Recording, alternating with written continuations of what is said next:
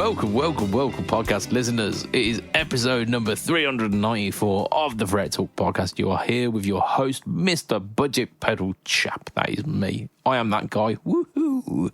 You are also joined this week by Mr. Mac Wine. So, hi, Matt. Hi, Matt. Woohoo! Yeah.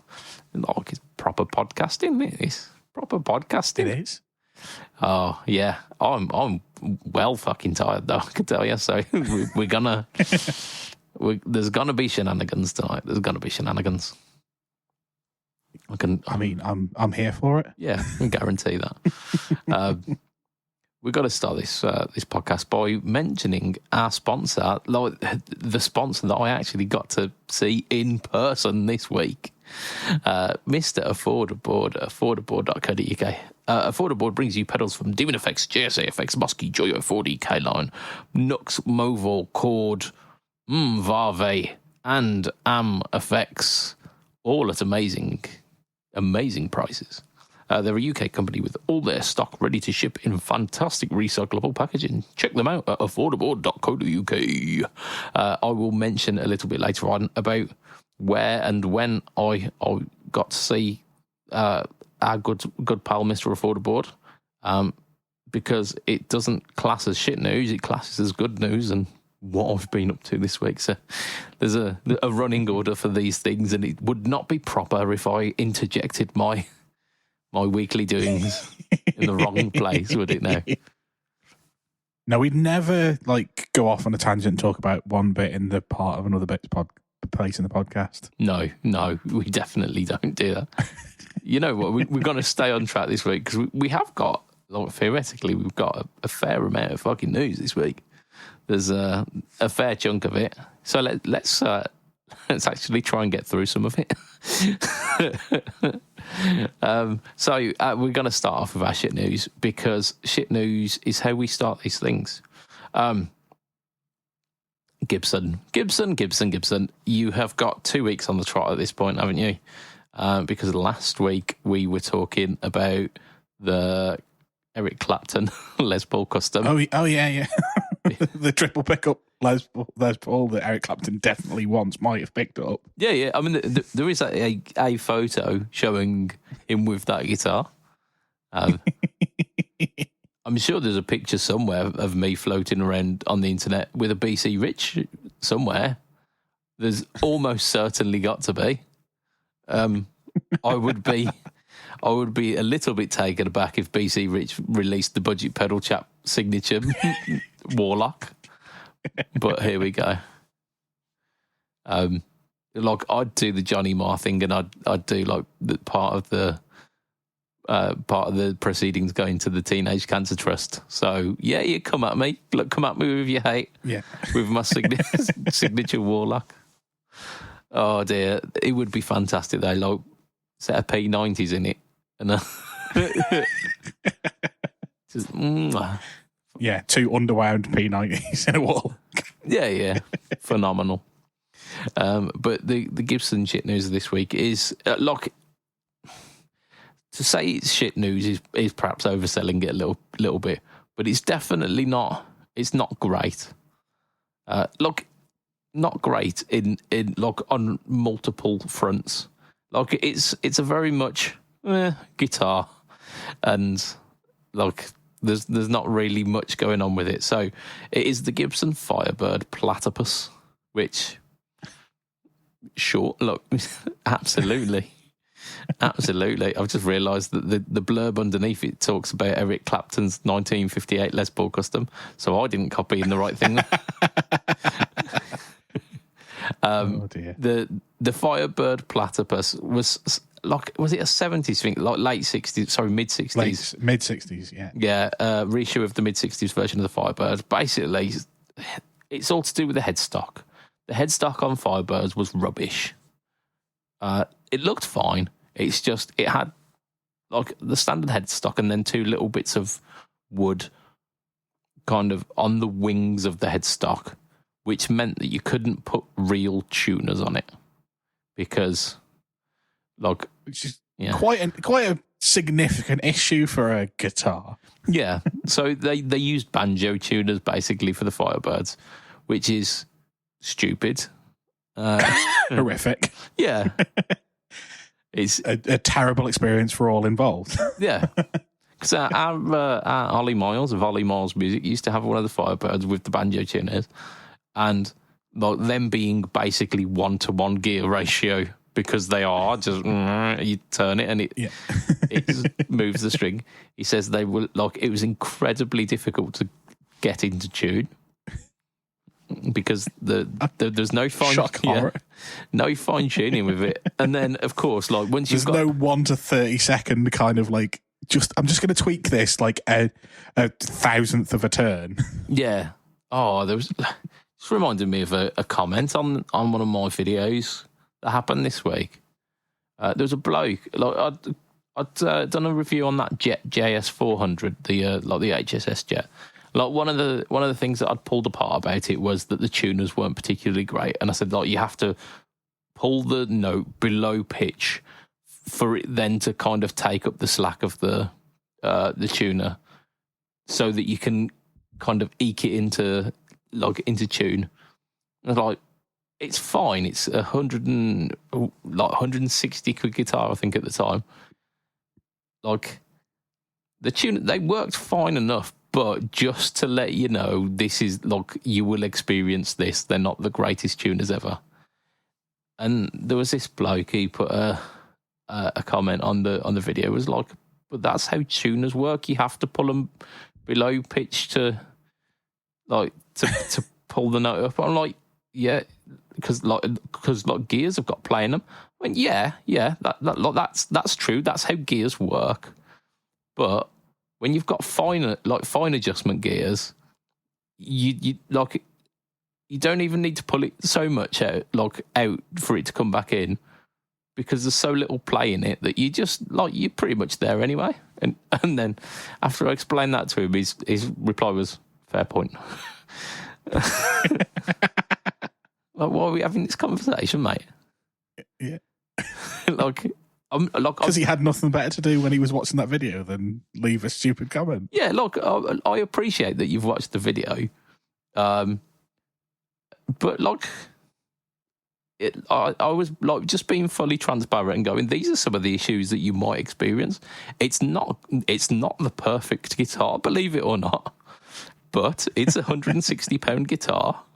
Do you expect it to be? And actually, for the price point, really, really good.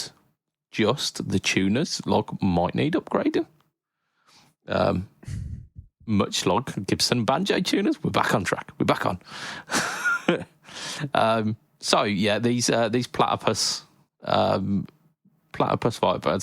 they are what you'd expect. They're mahogany guitars, set neck construction, slim taper neck, actual rosewood, 22 frets cryogenic fret treatment, which sounds futuristic. I mean, what's the temperatures that they need to go to for cryogenic fret treatment? Because I might be inadvertently cryogenically treating my frets. by not turning the heating on. Yeah. Because I've made sure that the radiator in this room doesn't come on, because that's problematic for guitars when they get warm, cold, warm, cold, warm, cold. So it's always a little bit cool in this room, just because there's no extreme heat adjustments there. It just kind of stays the same for a while. So potentially I might have cryogenically treated frets myself. There's got to be some science behind it. I thought I would Google what the definition of cryogenic is, and according to the Merriam-Webster dictionary, it just says relating to low temperature. So I guess it depends on how they're defining low temperature, which isn't defined in this particular article. But I would say if it's below 5, I would call it a low temperature. If it's the same temperature in a room or colder than it is in my fridge, I'm going to call that room cold. Yeah. I can't say for certain that it will have reached 5 or below in this room, but I am now going to start suggesting that. I've got cryogenically frozen guitars here. Yeah. They're going to live forever. Cryogenically treated frets on all of these guitars. If I ever come to sell them, I will use that in the marketing for it, cryogenically. Because oh dear. Right, so it's a Tunematic and Stocktail bridge, which I don't think some of them have they? Some of them got like a trapezoidal, like a long metal cover thing. So. This is not that. This is just your standard Tunematic. It's got mini humbuckers as well, which are to be expected. Yeah. Yeah, they are, but still boo. Yeah. All of the drawbacks of a humbucker and none of the benefits of a humbucker. They're Alnico humbuckers. They're going to be like the standard ones that Gibson have. I'm sure I had these in an SG at some point. They're fine. They're okay. Yeah. If you've ever, I genuinely don't think they've got anything other than the mini humbuckers. They don't have different sets of them. No, they always all have the same surrounds, the same covers. They sound the same. They look the same, and they go into Les Paul. Is it Les Paul Deluxe that has the mini humbucker? And they go into SGs, and they go into Firebirds, and then they go in storage for 3 years until they release the same 3 guitars over and over again. They are cryogenically treated, I'll have you know. They've got a Graphtec nut on this as well, and aluminium Nashville Tunematic as well, which like that is a thing. Like people often upgrade to those ones, don't they? So look, all quality parts. 3 versions: Ebony, Tobacco Sunburst, and Vintage Cherry. Look, we both agreed that the Tobacco Sunburst is the one. It just yeah. Like it just has to be. Yeah. Look, on other instruments, like if it were a Les Paul, out of these 3, I'd probably go for the Ebony. Then like an SG, you'd definitely go for the Cherry. But correct. For this body shape, it's the Tobacco Sunburst. Yeah, I'm completely with you there. Like I say, I think black is always fine on any guitar. Like you can get away with it on any shape. I don't think it's the nicest here, but yeah, I think like I'm not normally a Sunburst guy, but I think it really fits this type of guitar well. And yeah, the cherry Sunburst the cherry finish would just make me regret not buying an SG instead. Yeah, and that's kind of where we went before when we were talking about this before the podcast started. That essentially this is an SG, isn't it? It's like not in shape because it's not that. It's not like a dual cut devil horny guitar, but it's a very simple body, like not contoured in any way, but not a slab. Doesn't have a contoured face like a Les Paul.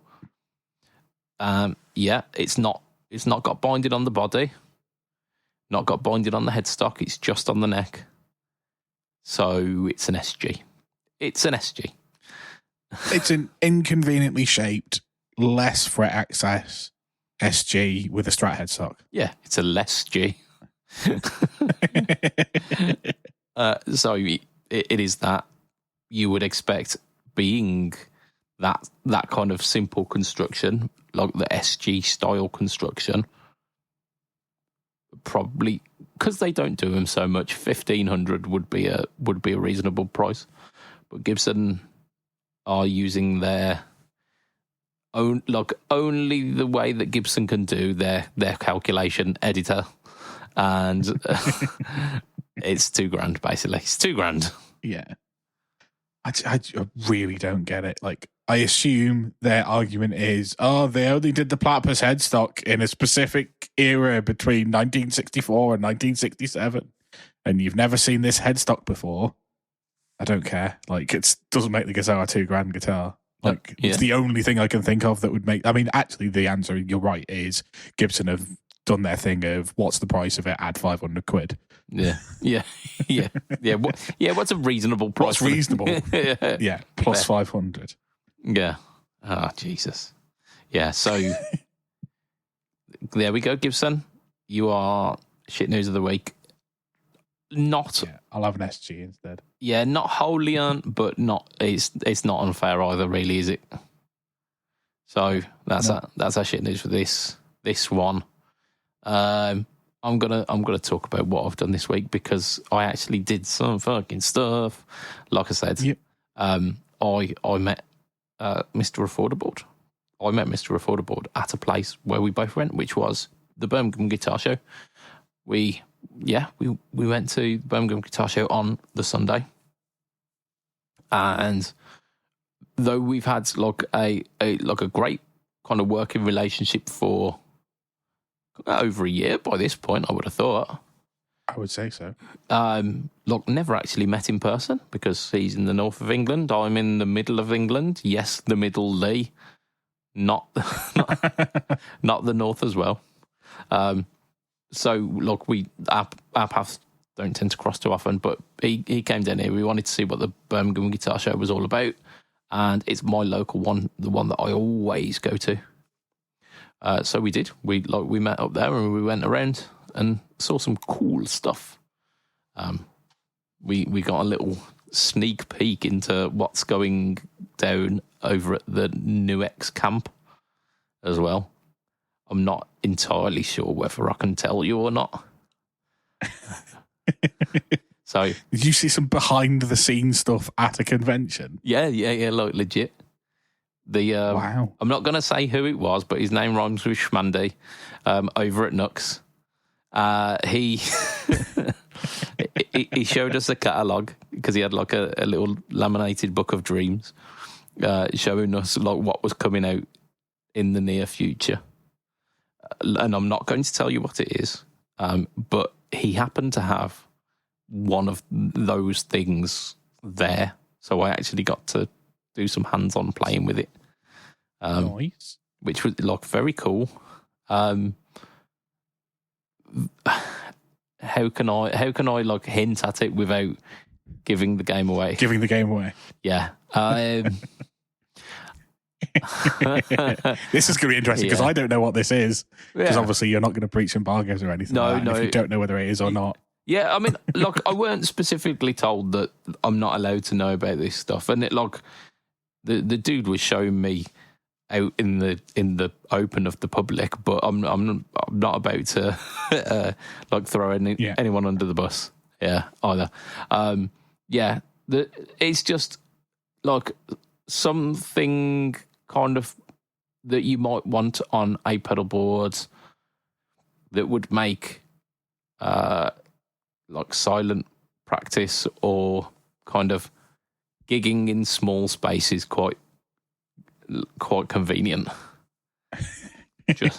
just something along those. Nailed it. Yeah, something along those lines. Definitely worth kind of keeping abreast of. Check. Why did the Nux guy have a Tonex? yeah. It was the Nuex Tone Y. It's because it's one better. So yeah, like keep checking back with Affordable because I imagine like when the new Nuex stuff comes in, I'm going to refer back to Nux. When the new Nux stuff comes back in, he will probably have them in stock. So just keep checking back. So like we had a wonderful chat with the Nuex guys. We went to we saw Mr. Fletcher Pickups. Very awesome. He had a wonderful like business card thing that you tap it on your phone and it brings up his like details on your phone. Far too complicated for me because and he understood that would probably be the case. So we also had business cards. Were they specifically just for you? Do they have BBC on the back? Yeah. By this point, like if I don't know how to get to Fletcher's website, something's gone wrong. Yeah, like saved in the. I'm sure you permanently have tabs open on his website on your phone. Yes, I do. Like not just one phone as well. Like all of the phones that I have in my in my person. So like met with Fletch, met with Mr. Loxley as well.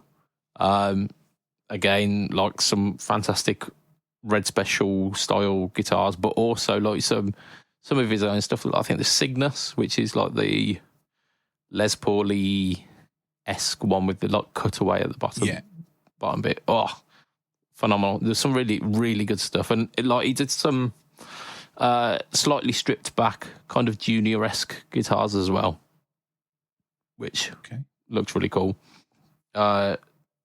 Ritual Devices, Wub. He's releasing some stuff. We had a lovely chat as well. Just loads and loads of really cool stuff over at the guitar show. Oh, Maybury as well. I met with our Maybury, and Blanche Flower. I actually got to see the Blanche Flower guitars in person, which happens to be the guitar company of the guy behind the wooden pedal boards that you see everywhere. So, like, you see them, like, I've got like 4 of them myself.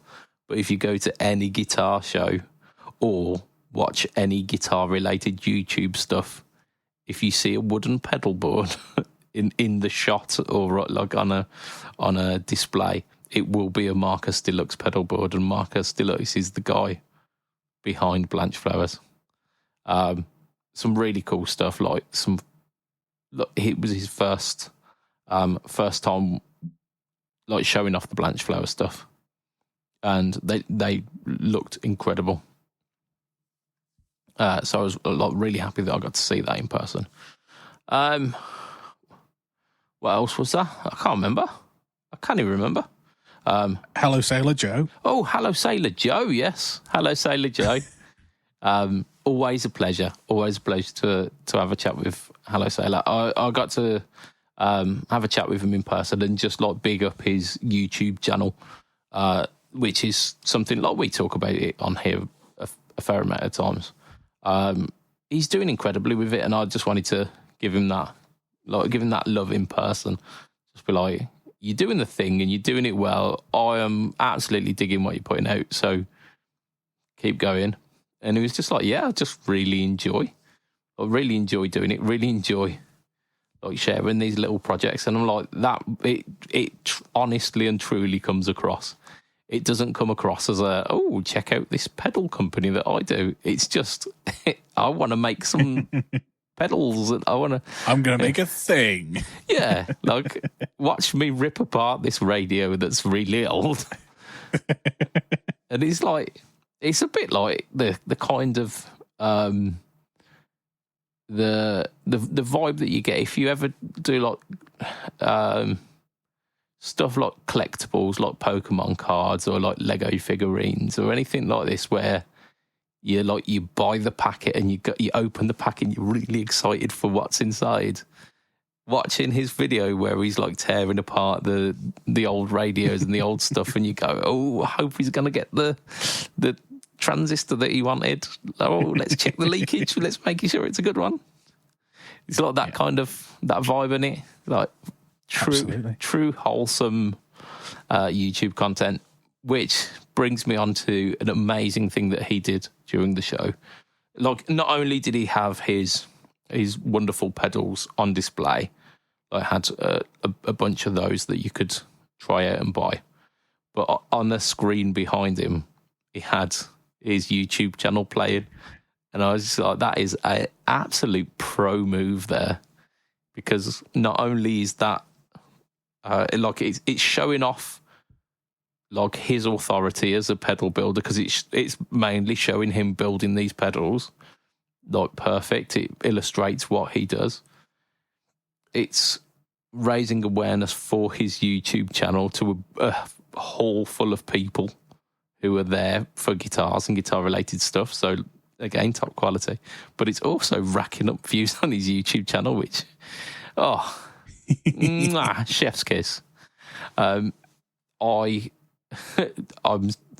just kicking myself that I didn't like figure that one out sooner and just set up a stand in the Birmingham Guitar Show of my YouTube stuff. People come over. Oh, what are you selling? I'm not selling anything. Just come watch my.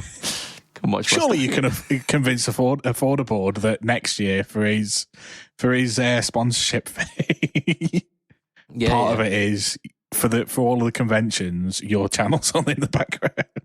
You know what? Like, it wouldn't be a bad shout because it's his stuff. At the end of a lot of it is stuff that he sells, right? So, just set up an Affordaboard playlist. That's it. Yeah, I could do from that. your channel. Yeah, and then Bob's your uncle. Yeah, put that on loop. Yeah, you're all good. You know what? It's all the pedals on his stand are getting shown off, and your YouTube channel's you're both benefiting from it. Yeah. You know what, Mr. Affordaboard, let's talk. Let's talk. Oh dear. So I obviously I did that this week, and it was like, it's great. I there's a reason I go there every year, and it not just because it's very convenient. I mean, that is part of the reason. I'll be honest. But like, it's a massive group of mates. You go around and you see a bunch of people who, like, I tend to get to see a few of them once a year, and it's really cool to catch up on them. I also did another thing this week. I recorded a video that I didn't release on Monday, like a dickhead. It will be releasing 2 days' time. Tomorrow. Or 2 days ago, depending on when you're listening to this, which for you lot will be 2 days ago. I bought the Shaky Jimmy Little version off the internet, which I've always intended to buy, because I've seen them about, but people are just going, oh yeah, it's the exact same circuit, it's just a small version of it.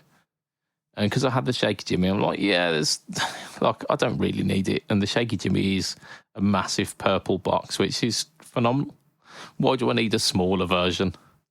But I've sent off the big old purple boy to get a bit of work done, because he's getting on now. He needs a bit of that work. The old a bit of Botox, a bit of like the turkey teeth. Yeah, the suntan beds. I don't know. Is that what they still do these days? I don't think you go to Turkey and then get in a suntan bed. I think you probably just need to go outside if you're in Turkey. Yeah. Yeah, you could. Yeah, two birds with one stone there. Get the teeth done and get a tan. And your hair as well. Yeah. Oh, the hair transplants. Yeah.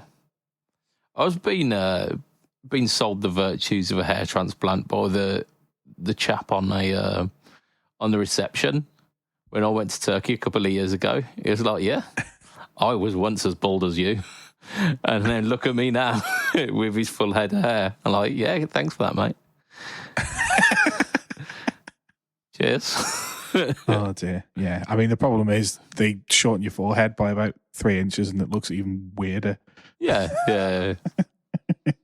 I mean, I would like to say I'm growing old gracefully, but at this point, I'm just trying not to fall apart. I think is the concentration. I'm just leaving everything how it is and hoping that nothing falls off. Yeah. Look.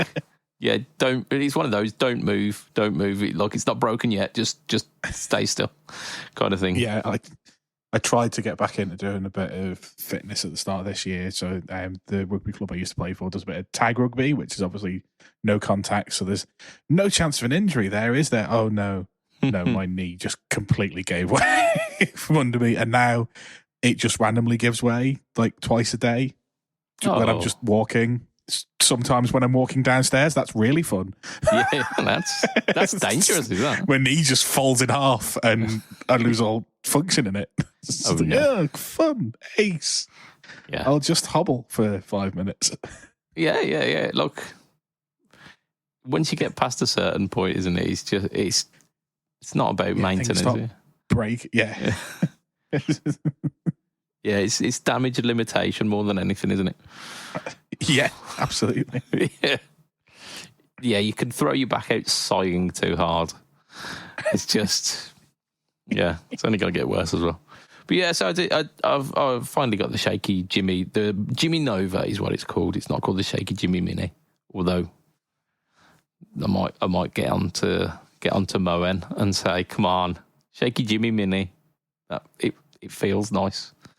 But yeah, so the Jimmy Nova is basically like standard MXR enclosure pedal, but has all of the controls that the standard Shaky Jimmy has. So like rate, depth, and the hue control, as well as the chorus and vibrato mode. I won't tell you all about it because you can watch the video, but I think there are differences between that and the Shaky Jimmy. So yeah, definitely watch the video. But there was an ulterior motive to me buying this one as well, because the Behringer 69 vibe, nice, was incredibly popular on the channel, and I want to see if it's good, if it's actually good, or if we just think it's good because it's new and it's got 69 in the name. I mean, look, that's valid as well. I think I like it. I think it's a good pedal, but I want to do some shootouts versus the Jimmy Nova, maybe the Shaky Jimmy as well if I get that back, and the TC viscous vibe, because that's quite a well-to-do DSP vibe. Yeah. So I wanted to see. I want to see if they stand up quite nicely together. I will base this entire thing on whether the video for the Jimmy Nova does any good, though. As well or not. Yeah, because there's no point me doing a shootout if it gets 500 views and then no one will care, will they? But like I don't need much encouragement. Like if it's kind of 5 out of 10 or above on my channel, then we're on. But we'll have a look how that one pans out. Next up on the news, which one do we want to do? We've got a choice of two here. We've got a choice of two. Do we want to do, Matt? Do we want to do news 1 or news 2? What do you reckon? Surely news 1 is slightly more entertaining. Yeah. Okay, we'll save news 2 for next week then. I say that. There's one that we were gonna save for this week, which I don't think we'll get through to this week. But news 1 is the Tech 21 Richie Kotzen Killer Whale WAIL, not WHALE. Killer Whale War. I mean, it's built from the pun upwards, isn't it, this one? Yeah, they definitely had that name in the line for so long, and they were like, what are we going to make? They did. Yeah. I don't think there's any arguing with that one, is there? So the Killer Whale War. Yeah, eventually they went, do you know what? Let's turn a croc into a water pedal. Yeah, like I would try and argue the point against that, but you just spawn.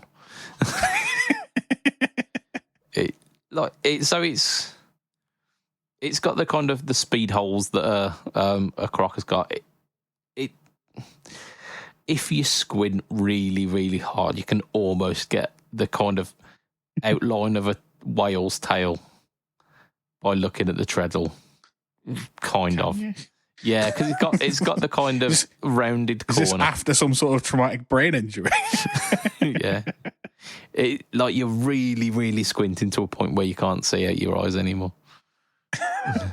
Yeah. But it's red. It's red. So that it definitely has got going for it. It is one of those fancy laser guided wah pedals. So it uses what can only be described as voodoo wizardry technology. Yeah. Because I know how a little gear attached to a potentiometer works. I am unsure how lasers work. So, it's one of those. I think the Morley wires use lasers as well, don't they, to laser position. It's also spring loaded, so it returns back to the resting / bypass mode as soon as you take your foot off it. A little bit like this one up here, this Behringer, like what was probably 30 quid wah pedal. But that one that doesn't have a laser in it. No laser guided technology. Like you're not landing a plane with that wah pedal behind you, whereas with this one, it's got laser in it. Lasers can do anything, can't they? Yeah, it's the future. It is definitely the future. Like 40 years ago, laser is the future. Does that mean laser is now? I don't know. Laser should be now, but we still can't carve our dinner with a lightsaber, so. This is true.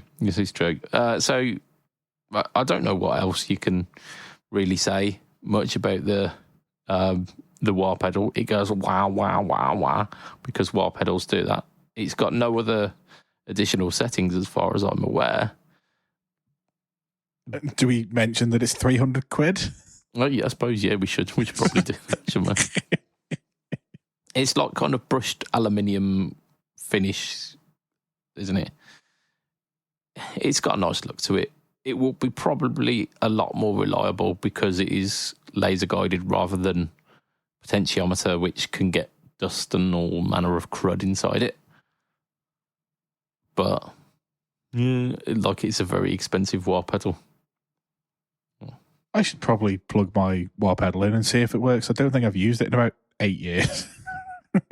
Yeah. Look, so I've obviously got the Behringer one, which is here, which has been absolutely flawless the entire time that I've owned it. Like I ended up getting rid of it because I got a Crybaby one, like a Crybaby Classic, which is the one with the proper like Italian inductor thing, the Fazel conductor or whatever it is. Yeah. And I remember either the input or the output jack coming out of that, like the little, you've got like the little kind of screw-in washer thing for it. Yeah. I remember that coming out at some point.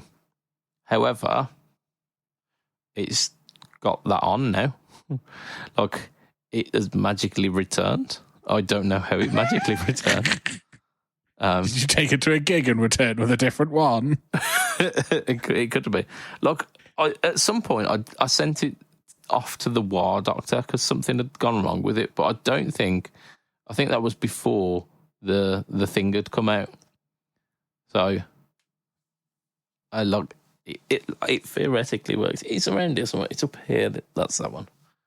The one on the upper shelf.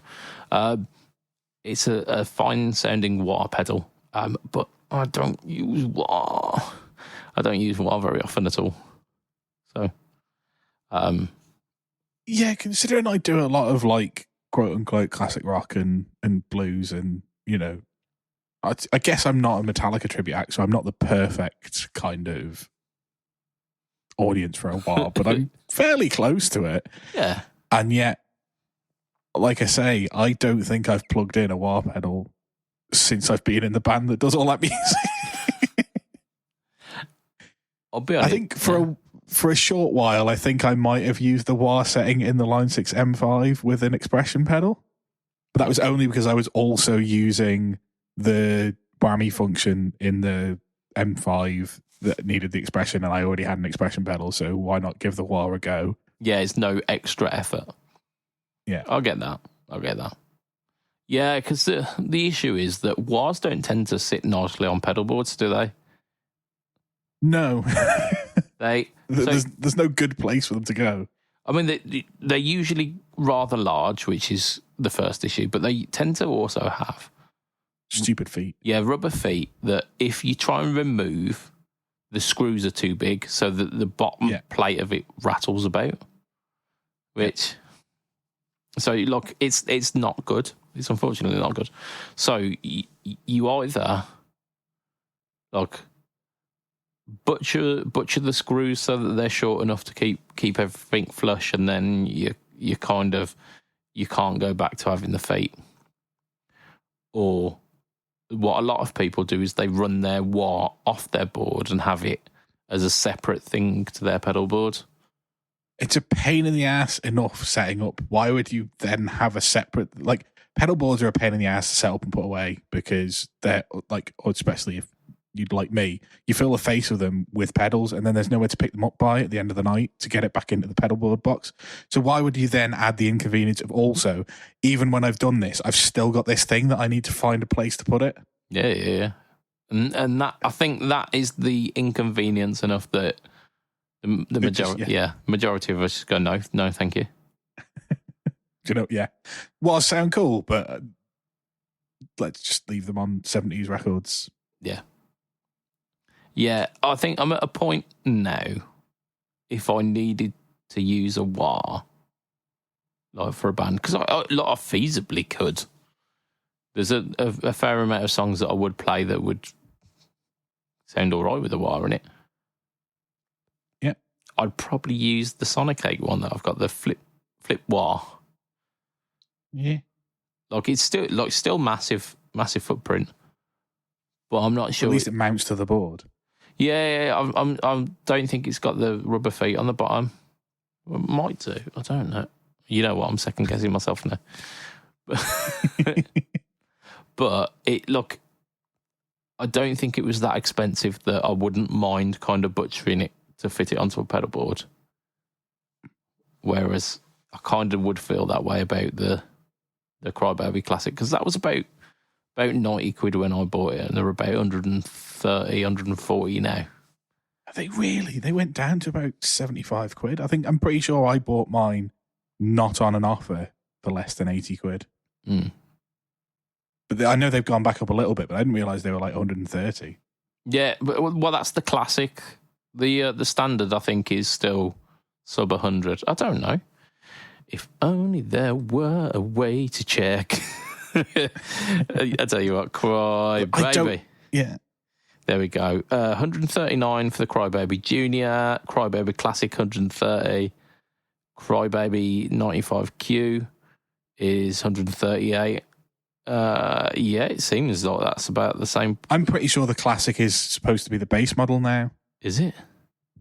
I think so. I mean, it seems like it, yeah. It really does seem like it, because there used to be like the standard and then the Classic, and the Classic was the juicy boy.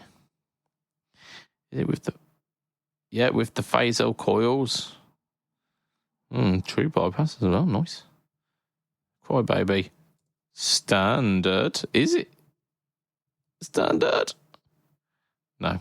Oh no, yeah, there's a GCB 95 Crybaby wah pedal is 100 quid. Yeah. So there you go. So yeah, I guess that is officially the standard.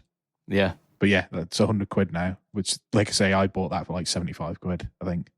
Yeah, things have gone up. I think that. Yeah. But you could buy 3 of those standard wah pedals for the price that you could get one of these Richard Kotzen ones in. And it wouldn't look like a crock. It wouldn't look like a crock.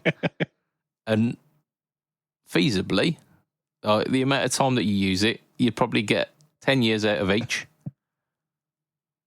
And then, so that's 30 years worth of use. Is this going to last for 30 years? It might do.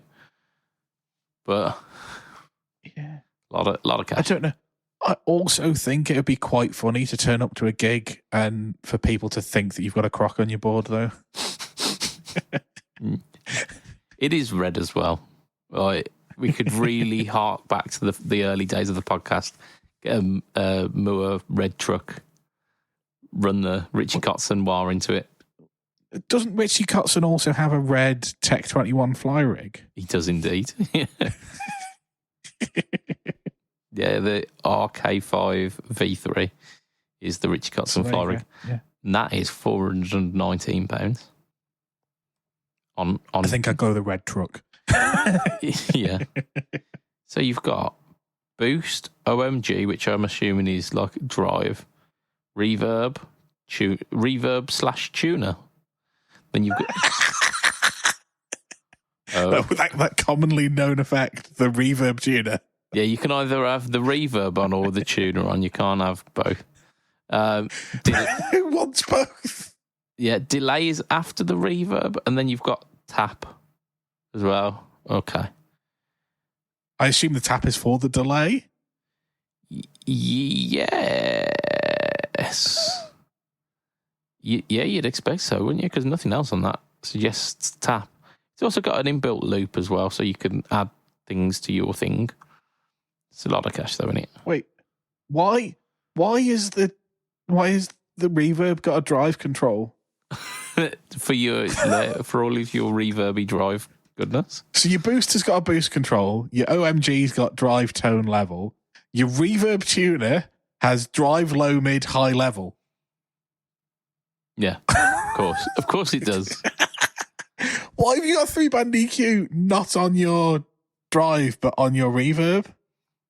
Is that like an amp sim as well? Yeah, potentially.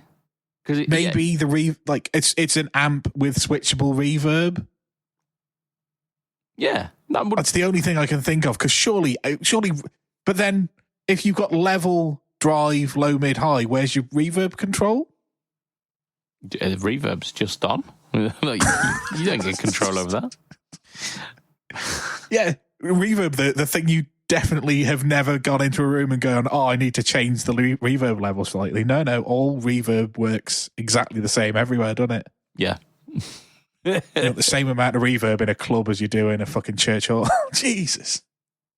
Yeah, it's time to get verby. Oh, dear. Right. We're not too far from the end.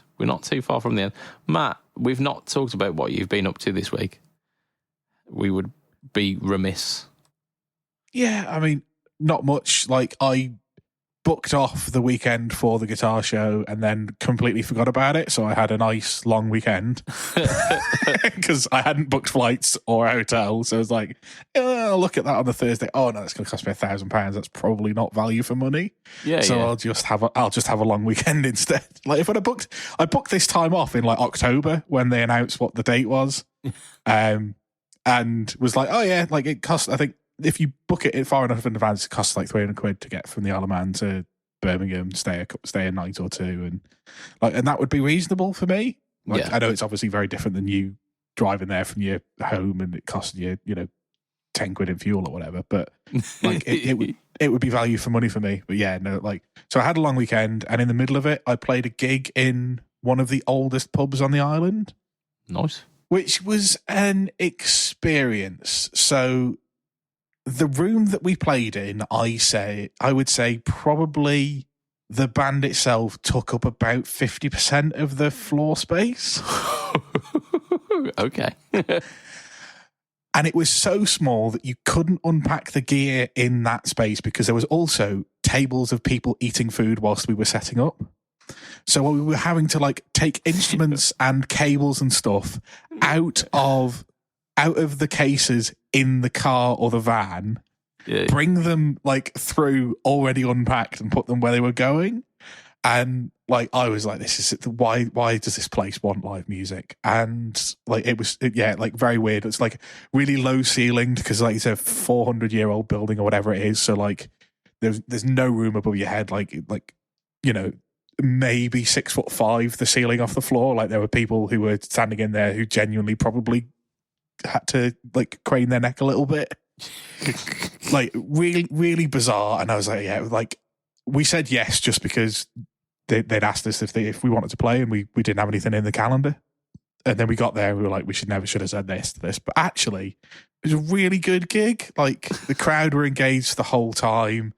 It was a good laugh.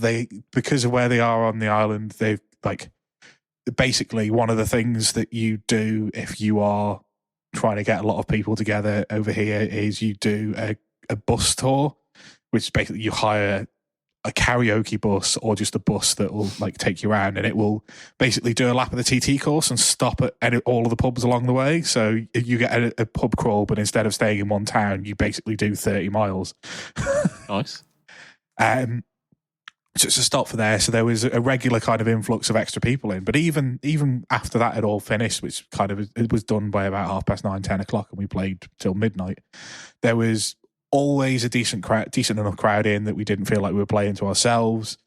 And yeah, like just crowd were really engaged. Everyone was really enjoying it, and we all actually enjoyed it. I got there thinking this is going to be miserable, and I actually had a really good, fun gig. Very good. It's just, yeah, the prospect of like loading into a room where there are people already there, and he's just like carrying amps over people. Just don't mind me. Just carry on with your meal. Well, like our drummer went to set up and then realised that where he was setting up was going to be where the food was coming out of the kitchen, so he couldn't set up yet.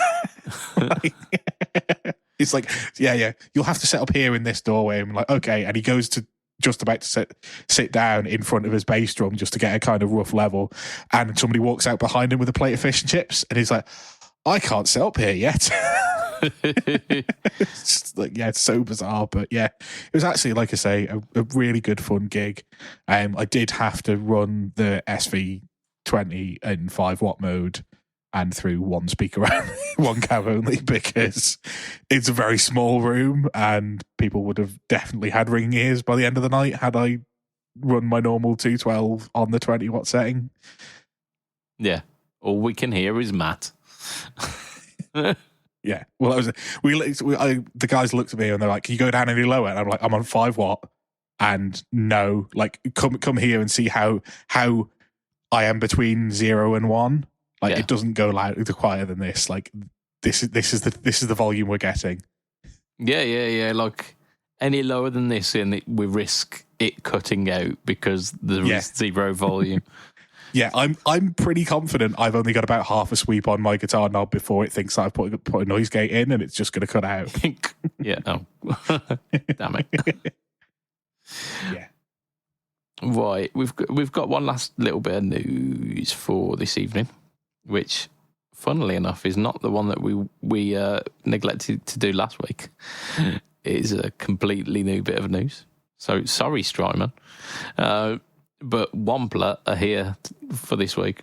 So Wampler, out of the blue, it seemed kind of yesterday, I think, dropped some videos for the Cryptid Fuzz, which apparently transcends typical fuzz. I watched a big chunk of the Brian Wampler video on it, and like he does videos the same way that he does his podcast, basically like really factual, like very like informal but factual. And he was just like, yeah, like we made the Velvet Fuzz, and I weren't entirely happy with that one. I want fuzzes that do everything, basically. I want like the EHX Big Muff sound, I want the fuzz face sound, I want the tone bender sound, but I also want it to kind of to clean up on the pedal itself so that it does those kind of like vintage distortion, kind of bordering on fuzzy tones as well, and so that it basically does more than just a fuzz tone, because lots of fuzz pedals sound terrible for the majority of their gain sweep. Like, will just sound like the circuit's underpowered, and that it's just not getting enough kind of oomph to the gain staging until you hit a certain point, and then that's it, come into life. But by which point you're already kind of blowing everything out, and it's all really like hyper saturated. So if you wanted to get anything else out of it, you needed to like manipulate the guitar controls to get like crunch and distortion and all the kind of the glassy cleans that you can get at fuzz pedals. You have to use the volume on the guitar. You can't use it on the pedal itself. So we wanted something that was a bit more versatile than that, and that's what the Cryptid does basically. So it's got 4 controls. You've got volume, tone, fuzz, and character, but then you've also got 2 switches in the center, which are chime and tight. So the volume, tone, and fuzz are all kind of self-explanatory. The fuzz control, like I say, doesn't just sound good in one position. It does a sweep of the controls. But then you've also got the chime and tight, which allows you to kind of sculpt the bass end or the higher frequencies, so that when you are hitting those like lower fuzz controls, you can tame out some of that kind of woolliness so that it still becomes usable. Then you've got the character control, which is the control that takes it from kind of like spitty, glitchy fuzzes all the way up to kind of saturated fuzzes. And you like when you use all these different controls, you can get a breadth of kind of fuzz tones throughout the ages. So you do get like the vintage distortion, big muffy tones. You do get the fuzz bender and the fuzz face kind of tones as well. Yeah. So yeah, it's basically it's fuzz, but it's all of them. Yeah, and this is where it falls down for me, because like I'm not really a fuzz guy. I have one fuzz pedal on each of my boards because I like the sound of a fuzz face. I'm less convinced by a big muff. Yeah. And I don't like the tone bender at all. And what was the one with the sliders that everyone like started, the harmonic percolator? It sounds dreadful to me, but like I'm not a fuzz guy, but like there's a guy that I used to work with. I brought my board into work because I was walking from work straight to a gig. It was a couple of years ago in the middle of TT, and I was like, I'm just going to bring everything into work. And like he happened to mention that like he was really into guitar as well, and I hadn't known at the time. And he opened the board, like I was showing him what was on my board, and he's like, "You seem to only have one fuzz pedal here." And I was like, "Yeah." And he's like, well, like, how does that work? And I was like, what do you mean, how does that work? That's just what my board is. And he's like, I've got 6 on mine. And I think most of the people that are into fuzz have got multiple different styles of fuzz on their board. Yeah. So they don't want multiple different styles of fuzz in one pedal. They want a fuzz face clone and a big muff clone and a harmonic percolator clone and a tone bender and like whatever the Maestro fuzz was called. They want all of these things, and this, it does all of them, but I imagine it's probably not the best one of any of them. Mm-hmm. Maybe it is, but even like, are those people who like having lots of different fuzzes going to go for this? I don't see it. Like, I think, possibly maybe they could have made 2 or 3 pedals out of this. Yeah, and I think they did kind of with the Velvet Fuzz and with the Fuzz Distortion that kind of covered a few of the areas, whereas this one covers it all. But I think... Yeah, but Brian's got about 9 different JCM 800s. So, like, surely he could have done 9 different fuzz pedals that were all basically the same pedal but with a different colour box. Yeah. Like, that's what I don't get. Like, just the way Brian is. Like I say, he's got 12 or 13 Marshall boxes that all sound the same to my ear. I'll put that in there because I'm sure somebody's going to be like, oh, well, this one does this and this one does that. And yeah, when I dial them in, they all sound like a fucking... they all sound halfway between a Plexi and a JCM. Yeah. Man dials in pedal the way that he likes it, and it sounds the same. And it sounds the same. Yeah. Yeah, I get it, and I think like what you've said about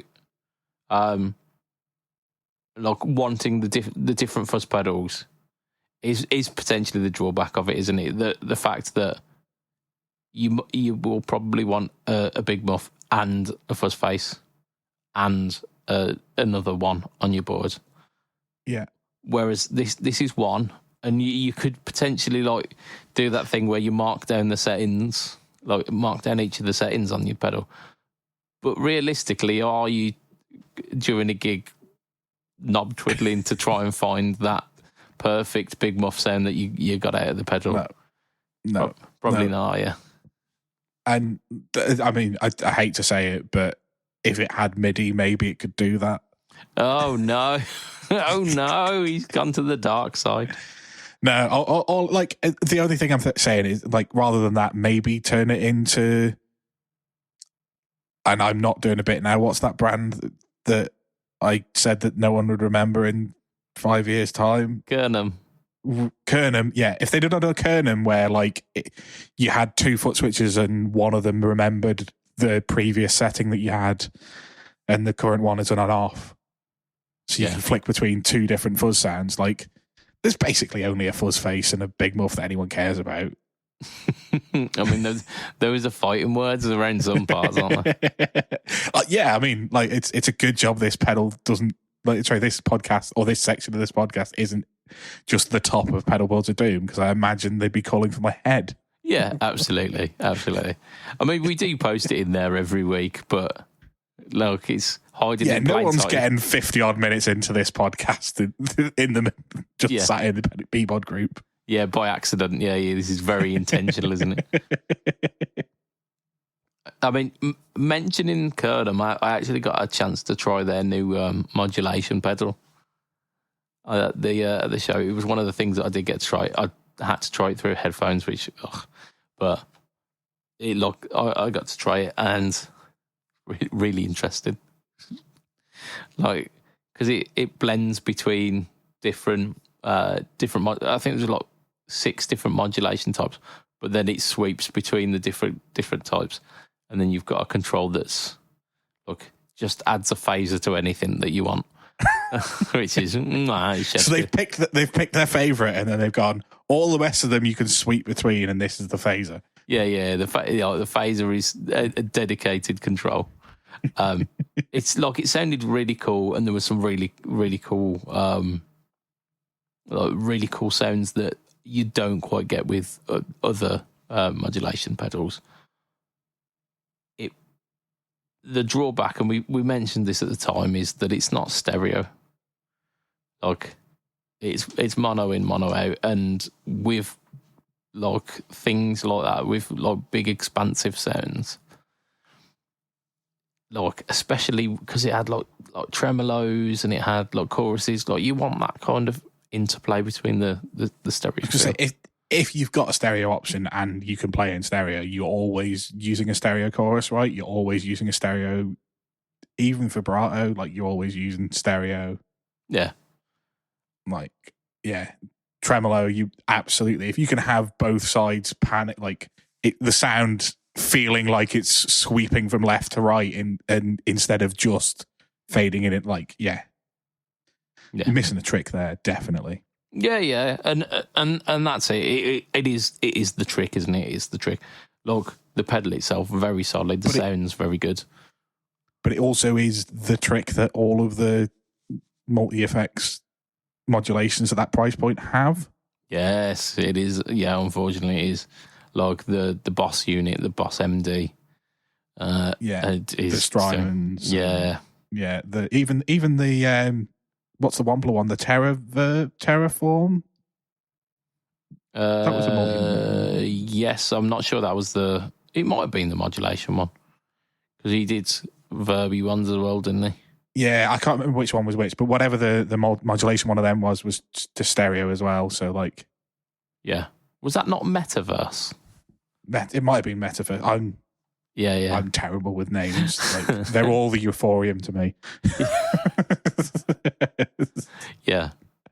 But like this fuzz is, yeah, there's potential. There's potential. From what I heard, like when Brian was playing through the controls on it did sound really good.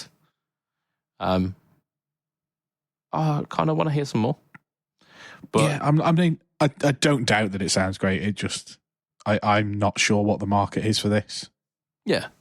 Oh, like Wampler has got a set of hardcore fans, and they will definitely buy. Like, it's 200 quid though. Like, it's 200 quid.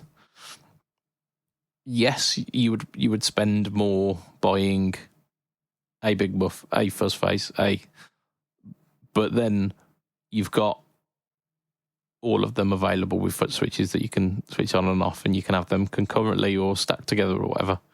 This is one. This is all consolidated into one. The graphics nice. I like the graphic. Yeah. Look, we'll put the feelers out. Basically, we'll hear what the guitar community is saying about it, because I'm kind of on the fence about it. Like, it seems like there's potential for good ideas within it, but the drawback you've mentioned with it being a multi fuzz pedal that you can only do one fuzz on. Yeah, it seems like a glaring. I'm pretty sure even some of his single units like this had 2 switches on, didn't they? Yeah, maybe. I think the Tumnus didn't it? The Tumnus Deluxe. I'm not sure the Tumnus Deluxe does, but some of the Marshall in a box ones and some of the Fender in a box. They're wider though, aren't they? I don't think they are, because this is a bit wider than a normal pedal, right? Because it's 3 knobs wide instead of 2 knobs wide. Because even though the middle ones are dip switches, they're with the washer, they're the same width as a knob. I'm pretty sure he's got these size boxes, maybe slightly wider with 2 foot switches. I don't know. I can't tell you. It looks like the same kind of size as the what was it? Not the Cali 76, that's the wrong one. The Ego 76, which was just basically a bit taller, but standard thingy sizes, standard pedal sizes. Yeah, I'm just having a look, and no, I'm incorrect. All of the ones that he's got in that size are single foot switches. You're right, they are a bit the older ones, which aren't available anymore by the looks of it. Certainly not on Toman. Were a bit wider. Yeah, you got the Plexi Drive, you got the Dual Pantheon, the Catacombs, the Rewired. They're all the sideways one. Terraform. So yeah, that was the modulator one. Well done. The ones I'm thinking was like the Plexi Drive is narrower than the other ones that you like, the Terraform, but it's still a bit wider than this one, the Cryptid. Yeah. But there you go. It's it's a thing. And like I say, it will probably sound rather good. But that is where we wrap the podcast for this week, because we are just about at time. Yes. So I'm going to extend a thank you to our listeners, you lot who didn't accidentally get here. You made this a purposeful thing. So thank you for making it to the end of our podcast. We're going to extend a special thank you to affordable.co.uk, who just check them out. Go on the socials, check them out, because there's some new stuff releasing every week, it seems, and they might get some of the heads up on the Nux stuff. Just saying. I'm going to extend a final thank you to our Patreon backers, who, for as little as $2 a month, you can be part of this exclusive Patreon crew. The current members are as follows. We've got Mr. Adam Yeomans. We've got 3 Boys of Boner. Mr. Hugh G. Rection. Whee. We've got Mr. Mike Ox-Long. Whee. We've got Mr. Gary Goldencock. Whee. We've got Mr. Ben Fletcher of Fletcher Pickups. We've got Mr. Brian Garr of the Tone Jerks podcast, the Second Button podcast, and the Off the Rails podcast. We've got Mr. Diabetes Foot. We've got Mr. Jason Wharton of Jason Wharton 82 and of Pedalboards of Doom. Well, at PBOD, actually. And then finally, we've got Mr. Gareth Brand. Yeah. If you want to catch me online, I am Mr. BudgetPedalChap. You find me on Instagram, Facebook, YouTube, and the other one @/BudgetPedalChap. And No Talk or Tone happens on YouTube. That's definitely how I say that usually. Yep. Oh, no, dear. Yeah, you definitely do. Yeah, seamless. Absolutely seamless. So, yeah, that's where you find the No Talk or Turn series, which, of course, this week features the Shaky Jimmy... No, it doesn't. The Jimmy Nova by Moen. And, Matt, where can we find you online? I am at heel_MattQ on Twitter. No, I'm not on Twitter. I haven't been on Twitter for a while. I've deleted that in like October. On Instagram, Threads, and Blue Sky. Yes, you are. I think it's indicative of how tired we are. Yeah, I mean, the problem is I said Twitter first for like 350 episodes. Yeah. Always. Like, autopilot is definitely a thing. Like, us humans do autopilot. It's crazy. So, from myself, Mr. Budget Pedal Chap, from Mr. Matt Quine, say bye, Matt. Bye, Matt. Woo. It will be, and that was ghostly, that was woo. it will be a tatty bye and good night for this week. Ta-ra a bit. Bye.